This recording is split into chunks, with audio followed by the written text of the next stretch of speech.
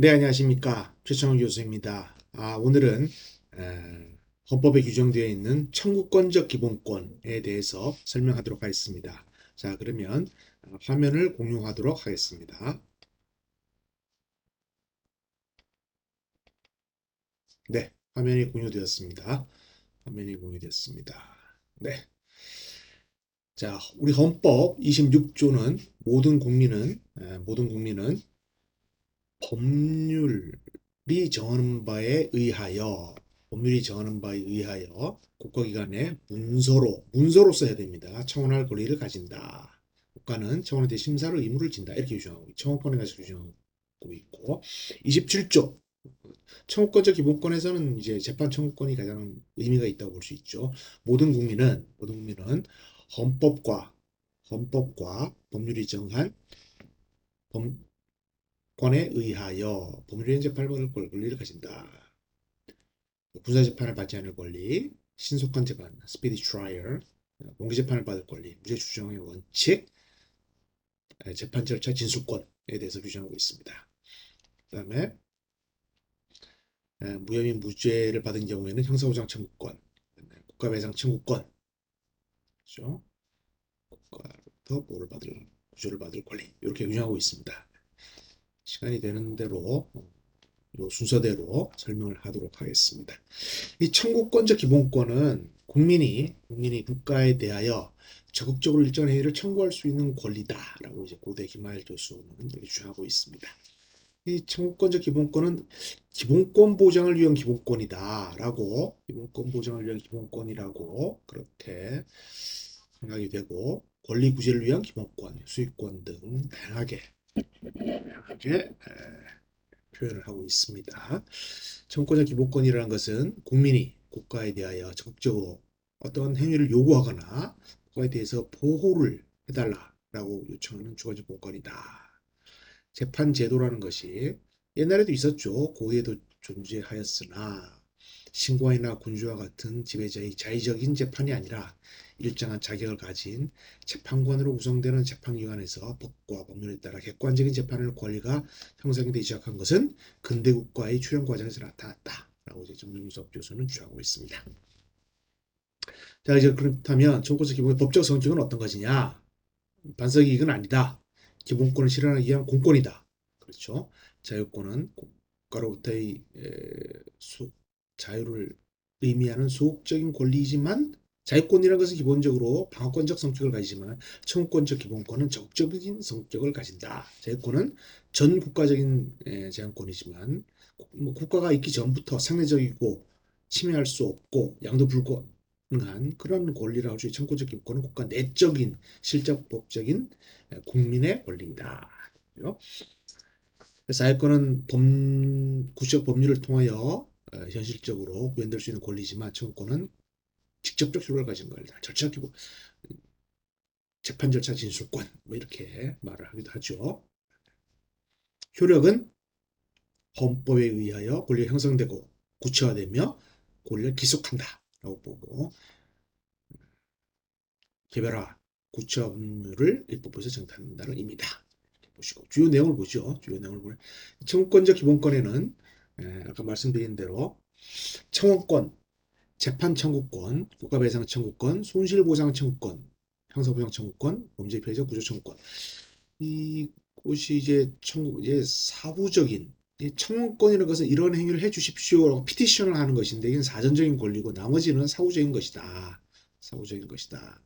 정시환 교수 같은 분은 이제 자유권의 침해에 대한 청구권으로서의 신체의 자유를 침해하는 경우에 대비한 구속적 부청구권, 재산권 침해에 대한 손실보상 청구권 이런 것도 청구권에 들어간다 이렇게 말씀을 하시고 계시는데 통상적으로는 청구권, 재판 청구권, 고가배상, 손실보상, 형사보상, 범죄피해자 구조 청구권 이런 것들만 강학상 청구권적 기본권으로 보고 있습니다. 우선 청원권을 보겠습니다. 청원권은 국민이 국가기관에 대하여 의견이나 희망을 진술할 수 있는 권리이고 청원권은 공권력과의 관계에서 일어나는 이해관계, 의견, 희망 등에 관하여 청원을 한 국민에게 국가기관이 수리할 뿐만 아니라 이걸 청원을 제출하면 수리를 해야죠. 수리한 다음에 심사하여서 청원권자의 결과를 통지할 것을 요구할 수 있는 권리다. 그래서 청원 이제 헌법에 규정돼 있죠. 26조 2항에 국가는 청원에 대하여 심사를 의무를 진다. 여기 써놨네요. 26조 2항입니다. 여기 제 2항에 이제 정부에 제출 또는 회부된 정부의 정책에 관계되는 청원 심사는 국무회의 필수 심사이다. 89조에 보면 89조 국무회의의 심의를 거쳐야 되는 것에서 보면 15호죠. 89조 15호에 정부의 제출 또는 회부된 정부의 정책과 관계되는 청원의 심사에 대해서 국무회의 필수 심의사항입니다. 청원에 관한 일반법으로 청원법이 있습니다. 밑에 제가 써놨네요. 국무회의 심의를 거쳐야 된다. 정부의 제출 또는 회부된 정부의 정책에 관계되는 청원의 심사에 대해서 국무회의 심의를 거치도록 되어 있습니다. 청원권은 청권적 성격이 청원권의 본질이다 라는 것이고, 모든 국민, 주체는 누구냐? 모든 국민이겠죠. 국민. 청원의 주체는 자인으로서 일반 국민, 특수신분관계는 국민뿐만 아니라 외국인, 법인에도 널리 인정된다. 제한될 수 있는 경우도 있겠죠. 청원법에는 이렇게 규정되어 있습니다. 헌법에서는 청원을 심사할 의무 제2항에 있지만 청원법에서는 국가의 청원 심사 처리 의무와 결과를 90일 이내에 통지를 해줘라. 청원을 이유로 하는 불이익 처우 금지를 규정하고 있습니다. 청원법에는 90일 이내에 통지하여야 한다. 결과를 통지하여야 한다. 그리고 청원을 하였다는 이유로 차별 대우를 받거나 불이익을 감당하지 아니해야 한다. 청원했다고 불이익을 주면 누가 뭐 청원을 할 수 있겠습니까? 그죠? 자, 헌법은 26조 1항은 입법사항으로 하기 때문에 청원사항을 입법사항으로 정하기 때문에 청원법을 보면 피해 구제, 공무원의 유혹 부당한 행위에 대한 시정, 징계 요구, 헌법, 법률, 명령 등의 개정, 폐지, 공공의 제도, 시설 운영, 권한에 속한 불수리하는 경우, 청원이 진정, 청원 여러 가지의 명칭으로 국가기관에 제출되기도 하는데 청원이 이런 경우는 수리하지 않습니다. 감사, 수사, 재판, 조사 불복 이런 절차가 진행 중일 때 또 이 허위사실로 하면은 이제 명예훼손으로 되거나 처벌이 돼야 되는데 국가기관에 제출한 것을 처벌할 수는 없지 않습니까? 허위사실로 타인으로 하여금 형사처분 징계처분을 받게 하거나 이럴 때 뭐 무고죄가 될 수 있는지를 검토해봐야 되겠죠. 사생활에 관한 것일 때 불분명하거나 불명할 때 그래서 청원 같은 것을 이게 이런 것을 좀 남발하는 뭐 그런 경우도 있습니다. 고소고발도 남발하는 사람이 있죠. 네. 청원은 문서로서 해야 하고 국회, 지방의회에 대한 것은 소개가 있어야 됩니다. 관련 법을 보면 국회법에 보면 국회에 청원하려는 자는 의원의 소개를 받거나 일정 기간 동안 일정 수 이상의 국민의 동의를 받아야 한다. 그리고 국회의원 한 명 알아놔야 국회에다 청원할 수 있다. 이런 경우는 접수하지 않는다라고 되어 있죠. 재판에 간섭하거나 고개가 모독하거나 국가 기밀에 관한 것은 접수하지 않는다라고 되어 있습니다. 옴부스만 제도 같은 것도 있죠. 스웨덴에서 만들어진 옴부스만 제도, 또 국무총리적으로 국민권익위원회라는 것이 있습니다. 자, 이제 재판 청구권, 가장 중요하다고 할 수 있는 재판 청구권을 보겠습니다. 우리나라 이제 제가 헌법은 이게 헌재에서 나오는 이 헌법을 주로 보고 있는데, 헌법에 보면 제5장에 법원이 있죠. 제5장 법원, 제6장 헌법재판소, 제7장 선거관리, 제8장 지방자치 이렇게 되어 있는데 법원이 이제 87년 현행헌법에서 헌재를 만들었습니다. 이렇게 되어 있습니다.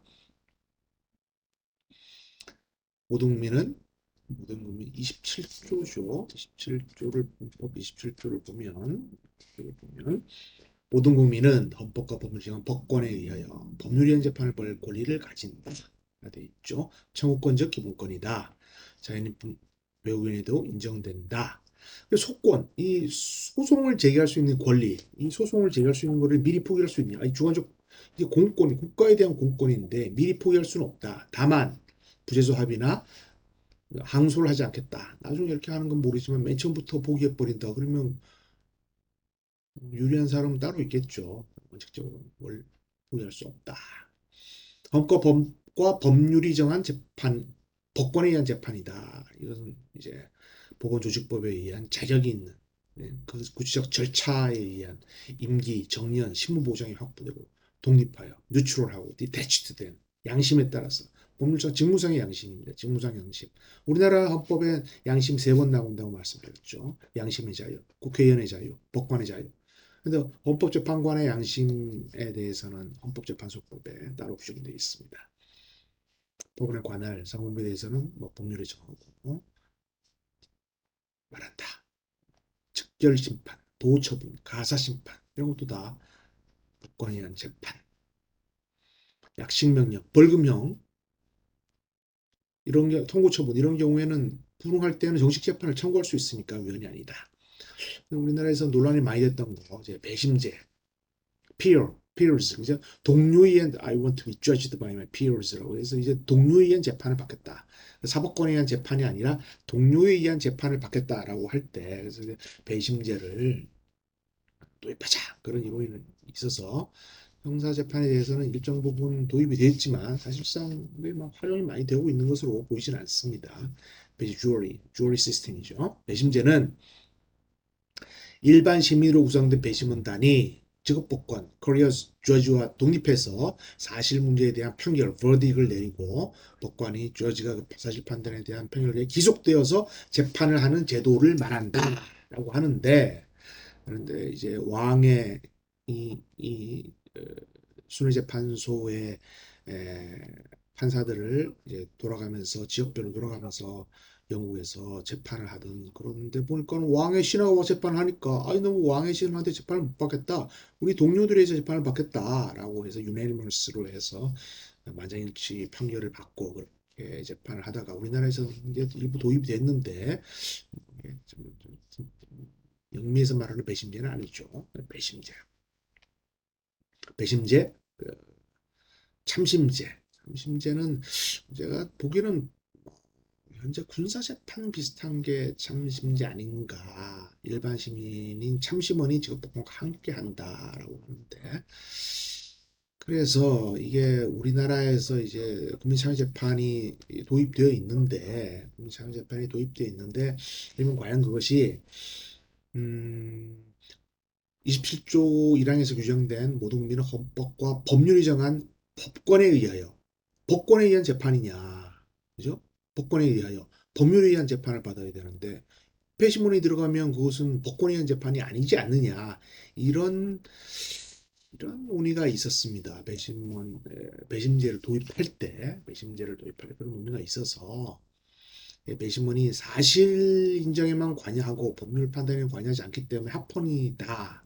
뭐 이런 견해도 있고 한데 우리나라 법을 보시면 뭐 기술 심리관 제도라는 것은 이제 뭐 의견 진술권을 인정 이런 건 별 문제 없는 것이고 국민 참여 재판에 관한 법률을 보면 대상 사건이 법원의 중징법 때 합의부 관할 사건 단독 사건은 안 되고 합의부 관할 사건이다. 이 부분은 뭐 상식적으로 알아두시면 좋겠고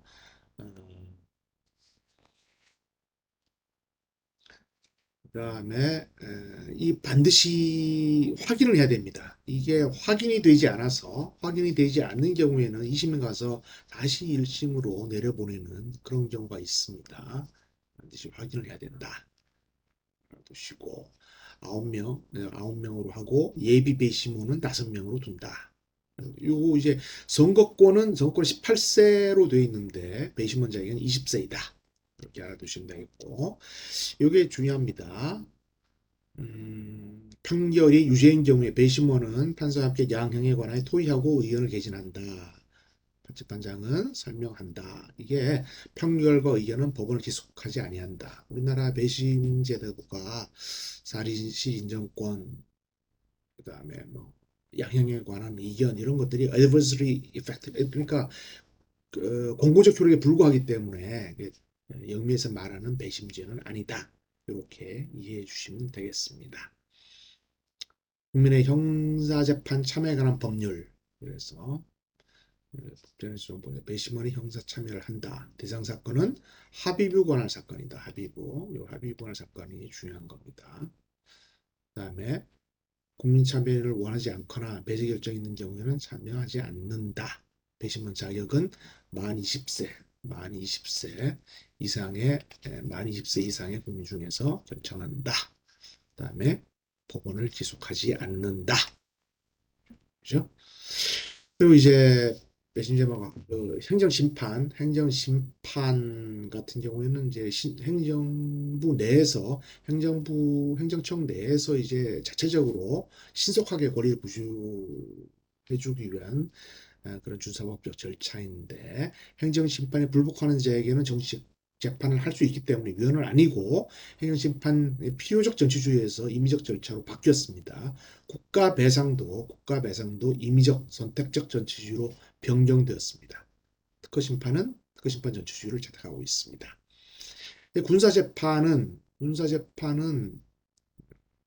군사보호법이 있으니까 군사재판을 1심, 2심 반다 하더라도 상고심은 대법원에, 3심은 대법원에서 한다.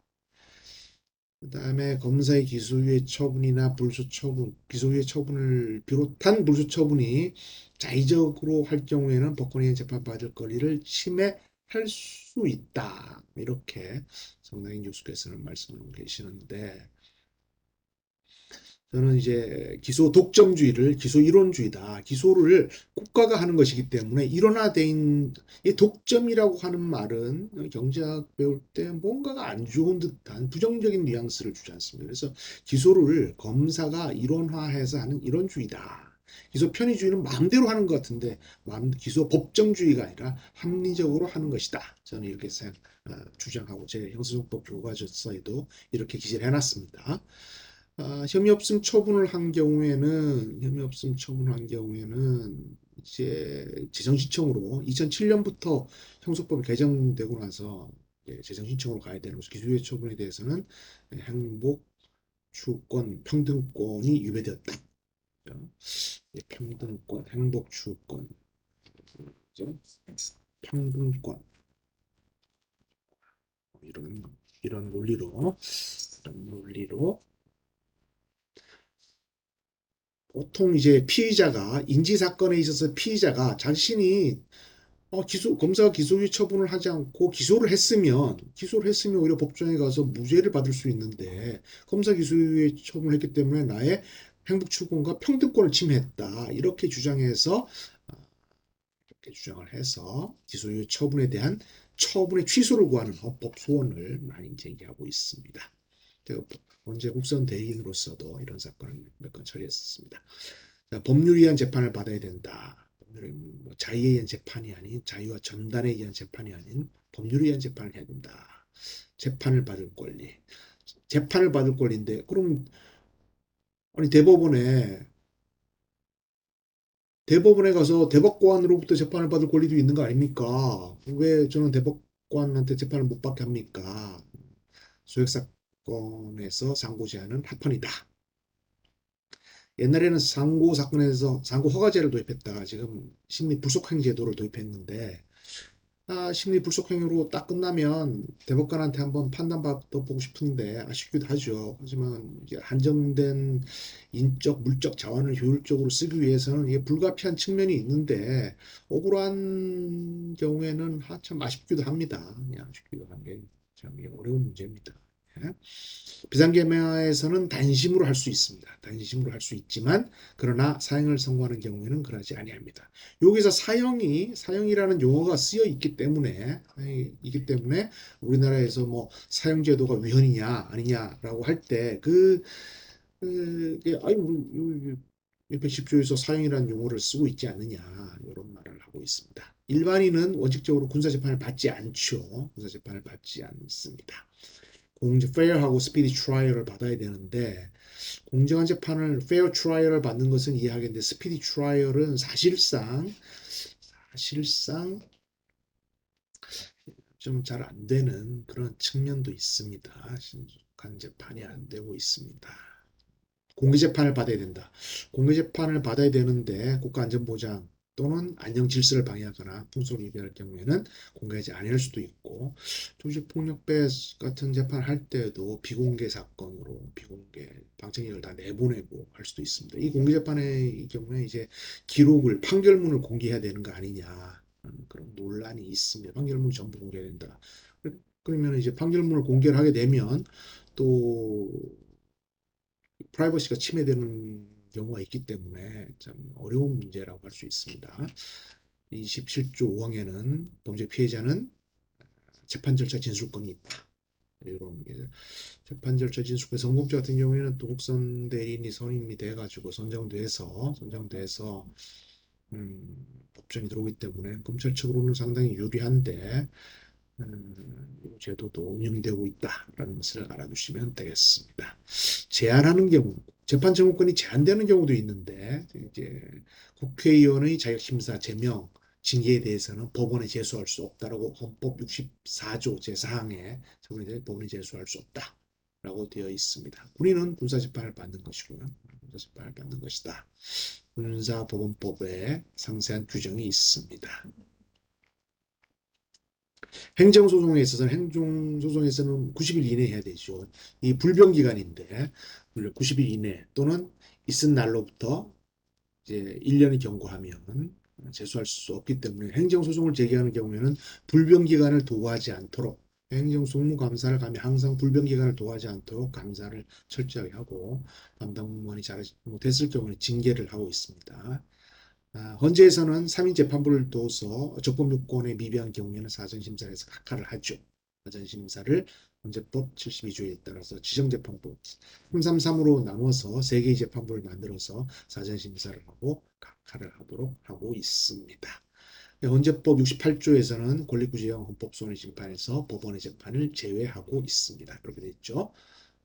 공권력 행사 또는 불행사로 인하여 헌법상 보장된 기본권을 침해받은 자는 법원의 재판을 제외하고 법원의 재판이 제외됩니다. 그래서 헌재에서 예를 들어서 요 조항, 법원의 재판을 제외하고는 요 부분이 헌법에 위배된다라고 헌재에서 스스로 위헌 결정을 하게 되면 헌재법 68조 제1항을 위헌 결정을 하게 되면 사심제가 될 그럴 가능성을 전혀 배제할 수가 없습니다.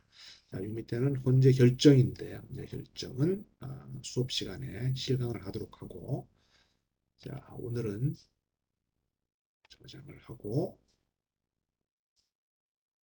공유를 중지하고, 네, 공유를 중지하고, 오늘은 헌법 규정되어 있는 재판 청구권 27조, 26조의 청구권, 27조의 재판 청구권에 대해서 알아봤습니다. 네, 오늘 경청해 주셔서 대단히 감사합니다.